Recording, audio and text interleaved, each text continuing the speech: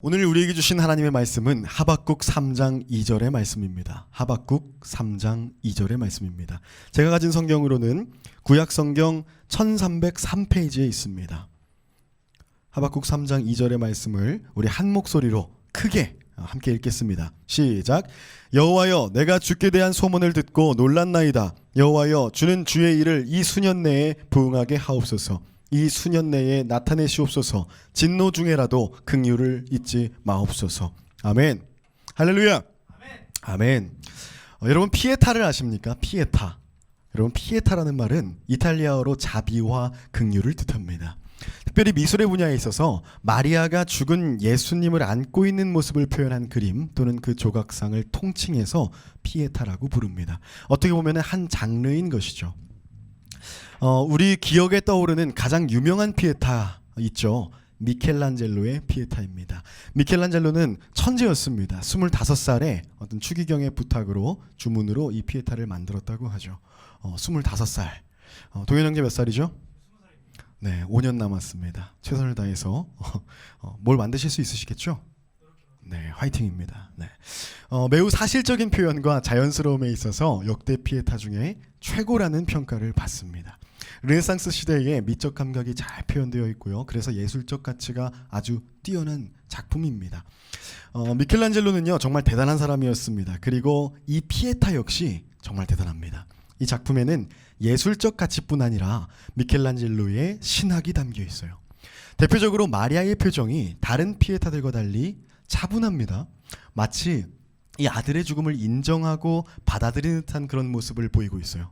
이것은 예수님의 인간적 죽음을 중심으로 작품을 만든 것이 아니라 그리스도 예수를 통해서 죄를 대속하게 하여서 승리하게 하신 그 하나님의 뜻을 강조하기 위함이었다고 하죠.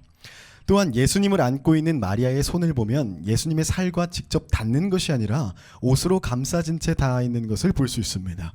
이 옷을 통해 죽음 뒤에도 이루어지는 하나님의 보호를 상징했고 또 생모마저도 범접하지 못하는 예수의 신성함을 담았다고 말합니다. 그리고 정면에서 보면 예수님이 마리아에 비해서 왜소해 보이는데 이것은 미켈란젤로가 이 조각상을 바라보는 구도가 사람의 눈이 아니라 하나님께서 바라보셔야 완성되는 구도로 만들었기 때문에 그런 구도를 생각했기 때문이라고 하죠. 실제로 위에서 바라본 피에타는 예수님만이 홀로 부각됩니다. 하지만 이 구도는 이제 관광객들은 실제로 볼 방법이 없습니다. 지금은 방탄유리로 이 피에타가 둘러싸여 있거든요. 제가 20대 초반에 이탈리아로 성지순례를 갔었습니다. 산피에트로 대성당에 가서 이 피에타를 직접 볼 수 있는 기회가 있었어요. 그곳에서 기억에 남는 모습이 있는데 그것은 길게 늘어선 검문 행렬이었습니다. 마치 비행기 타기 전에 금속 탐지기로 이렇게 몸을 수색하는 것처럼 철저한 검문이 이루어지고 있었습니다. 저는 그 당시에 예배당 한번 들어가는데 뭐 이렇게까지 하지? 라고 이렇게 생각했던 그런 기억이 남아 있습니다.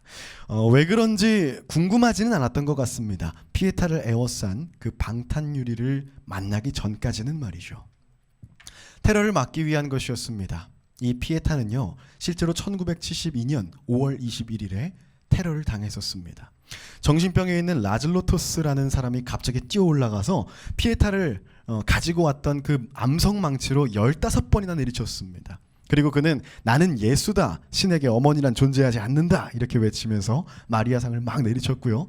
사람들에 의해 제지되었지만 마리아의 코와 왼쪽 눈, 머리 부분이 깨져버렸고 왼쪽 팔과 손가락은 아예 떨어져서 바닥에 산산조각 나고 말았습니다. 설상가상으로요, 당시 관람객들이 이 떨어져 나갔던 그 파편들을 주워다가 집에 가져가는 그런 일까지 발생했습니다. 그들은 이 피에타의 영광 그 일부를 부적처럼 소유하고 싶었던 것 같습니다. 1년간 공들여 만든 이 피에타가요, 1분도 안 되는 그 한순간에 부서져 버렸습니다. 그 회복에는 또다시 7개월이라는 긴 시간이 걸렸죠.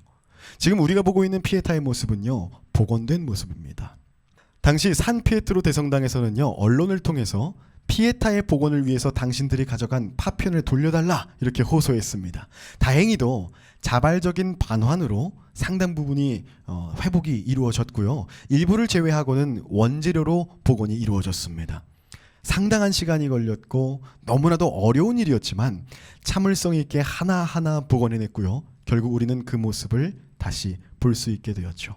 성지순례 당시에 찍어왔던 사진들을 블로그에서 보다가 이런 생각이 들었습니다. 이 테러의 모습, 그리고 이 복원의 작업들, 지금 이 시대를 살아가는 우리들 크리스찬들의 모습과 닮아 있다.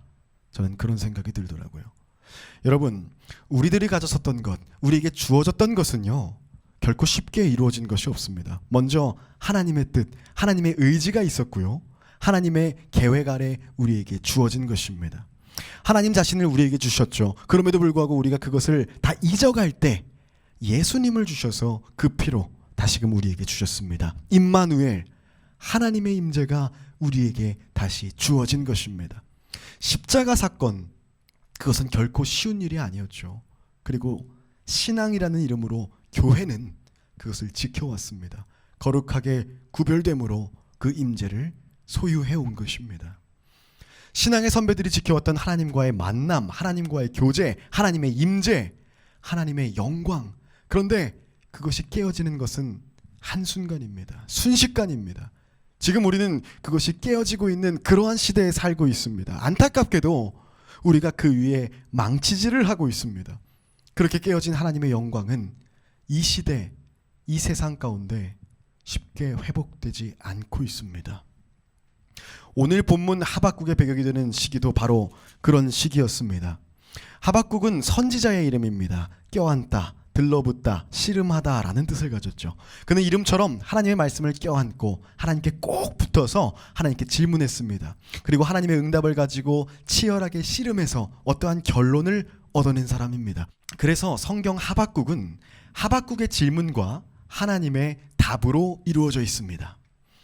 하박국 선지자의 그 이름은 다른 성경에는 등장하지 않기 때문에요, 그의 활동 연대나 출신을 우리가 정확하게 알 수는 없습니다. 다만 하나님과의 그 질의응답을 살펴보면서 문맥 속에서 그 배경을 짐작할 수는 있습니다. 그 짐작의 결과 추정 가능한 시기는요, 남유다의 일시적인 종교개혁이 이루어졌던 요시야 왕 통치 그 이후로 보입니다.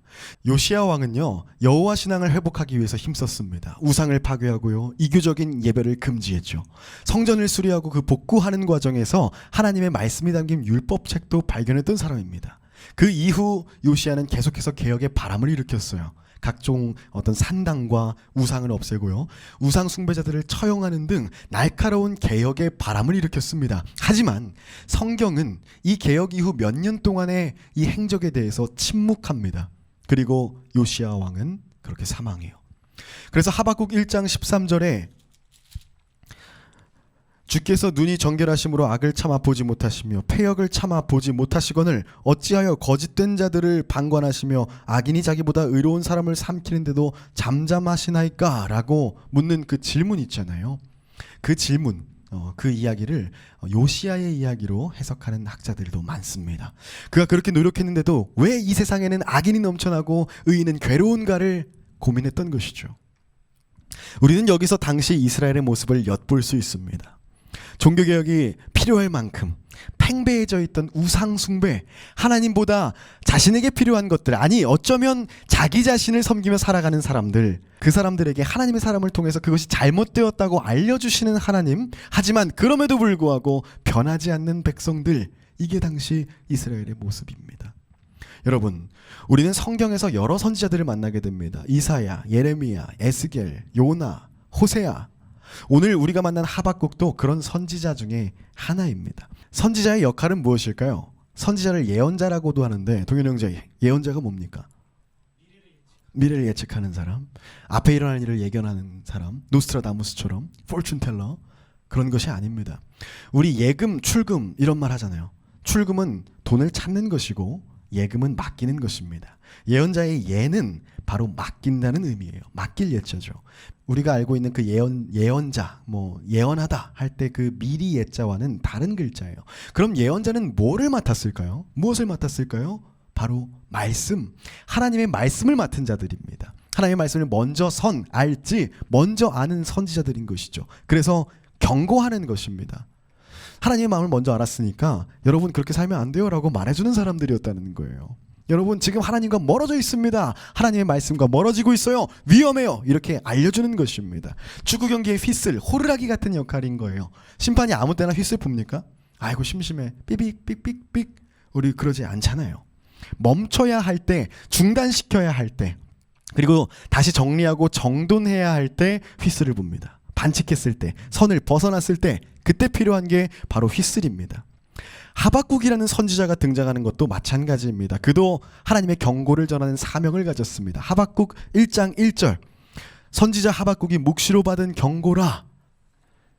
묵시라는 것은요, 드러내지 않고 주어지는 그런 하나님의 뜻입니다. 그것이 상황일 수도 있고 음성일 수도 있겠죠. 그 가운데 하박국이 의문을 갖습니다. 하나님, 이 상황들이 조금 이상합니다. 왜 제게 이런 죄악들을 보게 하시고 패역함을 보게 하십니까? 변론과 분쟁이 일어나고 율법은 해이하고 정의는 무너지고 힘을 못 쓰고 악인들은 의인을 애워쌌습니다. 그래서 제가 이렇게 외쳐도 하나님은 침묵하시는 것 같아요. 이 상황 언제까지입니까?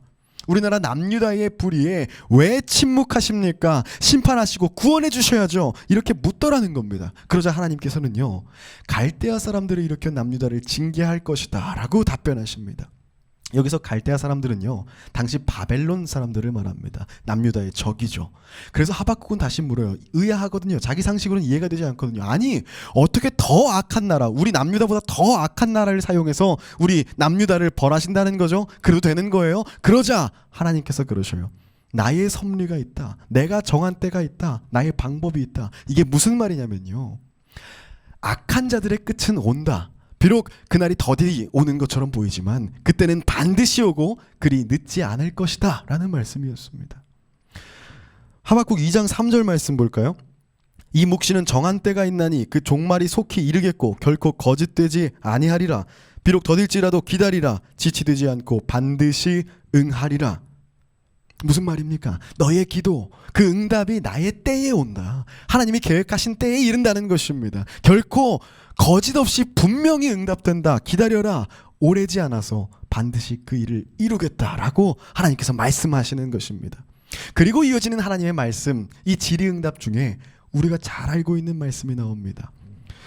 함께 찾아볼까요? 하박국 2장 4절 말씀입니다. 보라, 그의 마음은 교만하며 그 속에서 정직하지 못하나 의인은 그의 믿음으로 말미암아 살리라. 아멘. 할렐루야. 의인은 믿음으로 말미암아 살리라. 성경에 여러 차례 인용되는 구절입니다. 이 하박국이 원조예요.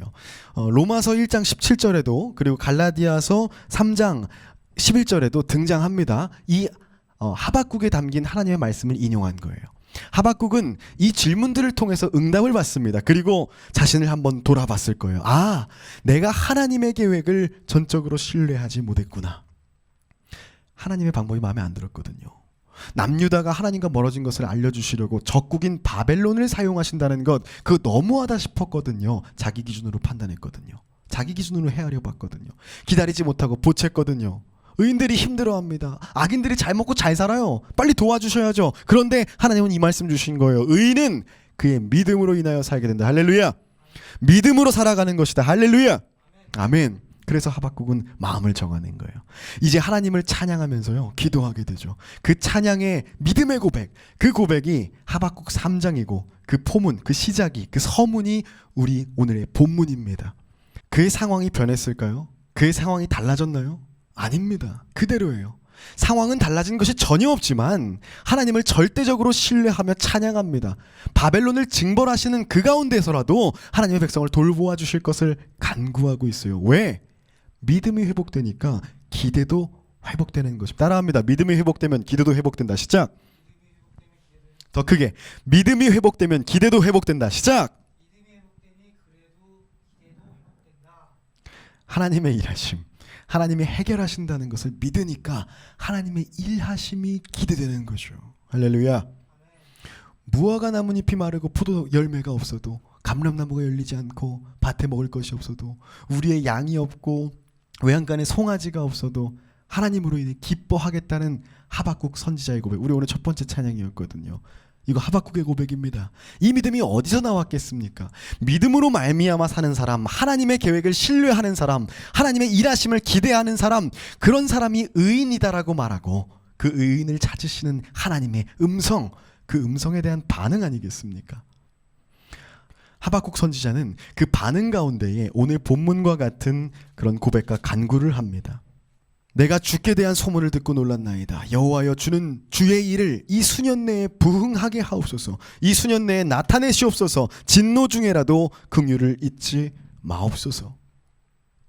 주의 일을 이 수년 내에 부흥하게 하옵소서라고 말하고 있어요. 나타내시옵소서, 긍휼을 잊지 마시옵소서, 이렇게 말하고 있더라는 겁니다.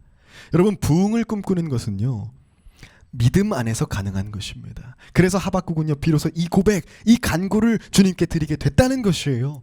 기대하게 되는 것이거든요. 아, 하나님이라면 하실 수 있다. 하나님께서 반드시 해결하실 것이다. 어느 때보다 어려운 시기를 우리 살고 있습니다. 스스로가 의인인 양 자처하면서 그렇게 살아가는 시대입니다. 자기 소견에 옳은 대로, 자기 생각에 옳은 대로 살아가는 시대 살고 있어요. 나는 잘하고 있는데 왜 어렵습니까? 우리는 잘하고 있는데 우리가 왜 어렵습니까? 왜 세상이 교회를 비난하는데 하나님께서는 가만히 계십니까? 우리 이렇게 묻더라는 거예요. 우리의 믿음이 거기까지라서입니다. 하나님의 계획을 신뢰하지 못하니까 기대하지도 못하죠. 기다림을 참지 못하고 하나님 대신 다른 것으로 채웠기 때문입니다. 하나님의 마음을 오해하고 왜곡했기 때문입니다. 현 상황을 가지고 갑론을 막 싸우면서 자기 의만 내세우고 있기 때문입니다. 우리 마음의 기준을 하나님의 것이 아니라 나의 것으로 만들어버렸기 때문입니다. 우리가 그렇게 자주 사용하는 부흥이라는 말, 하박국 선지자도 사용했던 그 부흥, 그 뜻이 무엇인지 아십니까? 우리 외부 강사님 모시고 사람들 많이 모아서 부흥회 하죠. 신앙 부흥회, 청년 부흥회. 또 저처럼 개척한 사람들도 그런 말 많이 들어요. 교회 부흥 좀 했어? 이런 얘기 들으면요, 우리가 사용하는 부흥이라는 그 말은 숫자와 관련이 깊어 보입니다. 모이는 교인의 수, 모이는 헌금의 액수. 과연 성경이 말하는 부흥은 그런 것일까요? 성경 전체에서요, 부흥이라는 말은 딱 한 번 나옵니다. 오늘 본문인 하박국에서요. 우리가 오늘 읽은 그 부흥 딱 한 번 나오는 거예요. 그런데 그 어원이 되는 히브리어 하야는요, 성경에 자주 등장합니다. 그 말은 무엇이냐면요, 우리가 하야라는 히브리어를 어쩌면 부흥이라는 말로 잘못 번역하면서 그 성경적 의미를 오염시킨 채 사용하고 있을 수도 있다는 거예요.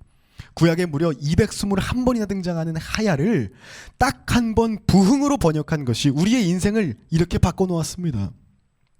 여러분, 하야의 의미는요, 따라합니다. 회복하다, 살다.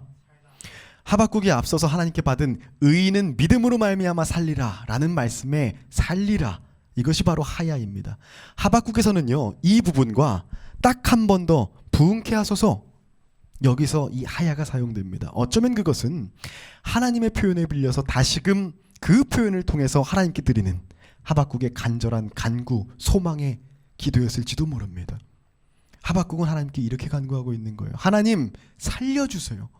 주님께서 주님의 일을 통하여 회복해 해주세요. 믿음으로 사는 의인의 삶, 그 삶을 우리가 다시 살게 해주세요. 우리가 하나님의 일하심을 보게 해주세요.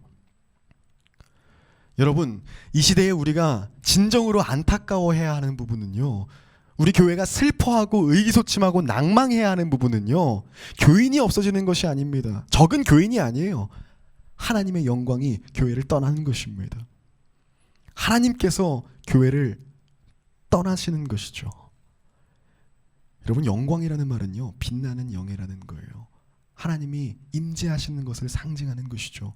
하나님의 임재라는 그 사건, 그 현상, 그것을 시각적으로 표현해내려는 어떤 시도입니다. 거기서 나온 말입니다. 그런데 우리 삶 가운데, 또 지금 우리 교회에, 한국 교회에 그 영광이 온전히 있습니까?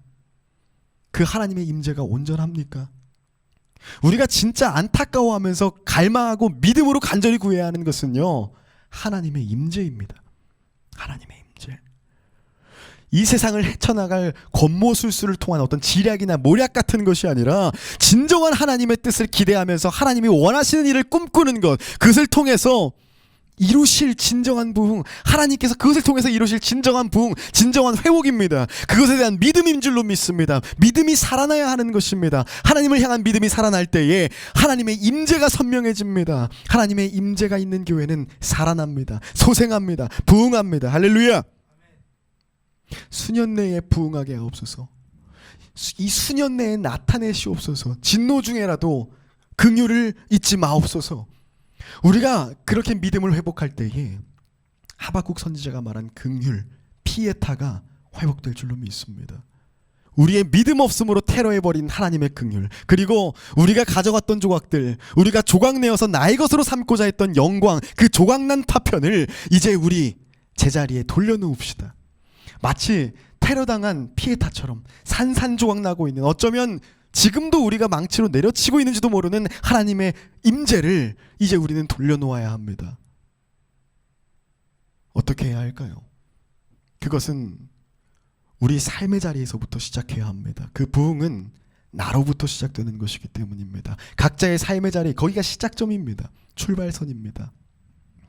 하박국 선지자가 나타났던 그 시대 한번 다시 생각해 보십시오. 우상이 팽배했습니다. 우상을 때려 부시는 그 왕의 노력에도 불구하고 변하지 않는 백성들의 모습을 생각해 보십시오. 지금 우리의 우상은 무엇입니까? 나에게 필요하다고 생각되는 것, 내가 의지하고 있는 것, 내 행동의 기준이 되고 있는 것, 그것은 무엇입니까? 그게 바로 우상입니다. 내가 믿고 있는 것, 내가 신앙하는 것, 그거 정말 하나님입니까? 아니면 물질, 능력, 권력, 그러니까 나에게 필요한 것들, 그것들을 줄 수 있는 것을 신앙하고 있지는 않습니까? 결국 내가 우상이 되어버려서 모든 것을 내 중심적으로 이기적으로 판단하고 결정하고 행동하고 있지는 않습니까? 내 삶 가운데 하나님께서는 얼마만큼의 통치권을 가지고 계십니까? 내 삶의 행동 양식에서 얼마나 큰 영향력을 하나님께서 가지십니까? 우리 크리스찬들에게 이 얼마나라는 지표가 곧 믿음의 지표 아니겠습니까? 오늘 우리는 다시 생각하길 원합니다. 회복하길 원합니다. 하나님께서는 전쟁보다는 평화를, 다툼보다는 화합을, 이기심보다는 이타심을 원하시는 줄로 믿어요. 삶의 자리에서부터 시작합시다. 내 이익보다는 이웃의 어려움에 조금 더 눈을 돌려봅시다. 나를 사랑하는 것만큼이나 이웃을 사랑하는 것에 조금 힘써 봅시다. 선택의 순간순간마다 주님의 마음을 헤아리면서 주님을 선택하는 그런 믿음의 사람들이 됩시다. 그 믿음이 모인 곳에 하나님께서 하나님의 일을 행하실 것입니다. 그 믿음을 통해 세상을 회복시키실 것입니다. 본연의 모습으로 부흥케 하실 것입니다. 우리는 그것을 기대하며 살아가는 것입니다. 할렐루야. 하박국의 질문이 확신으로 바뀌었어요. 절망은 희망으로, 두려움이 믿음으로 바뀌었습니다. 그런 것처럼 이 어려운 시기를 살아가는 우리들도 이 하나님에 대한 질문이 우리 삶 가운데 믿음의 찬양으로 변하고, 믿음의 찬양이 진정한 회복, 부흥으로 아름답게 열매 맺기를 소망합니다. 피에타상의 조각들을 가져갔던 이들이 그 조각을 반납했을 때 피에타는 다시 복원되었어요. 하나님의 영광을 되찾기 위해서 이제 우리도 나를 위해 우리가 우리 삶의 자리로 가져갔던 그 영광의 조각들을 다시금 하나님 앞에 내어놓아야 할 줄로 믿습니다. 그렇게 회복된 하나님의 영광이 이 환난 중에 피에타, 긍휼로 우리에게 허락되기를 기대합시다. 그 부흥이 이제 시작됩니다. 거룩한 하나님의 의지가 우리의 믿음으로써 우리 삶 가운데 회복되고, 그로 인해 우리 각자의 삶이 부흥하고 주님 사랑교회가 부흥하고 한국교회가 부흥케 되기를 소망합니다. 할렐루야. 우리 이 시간에 그러한 마음 담아서 세상 흔들리고 다시 한번 찬양하면서 우리 믿음 고백하며 나아갔으면 좋겠습니다.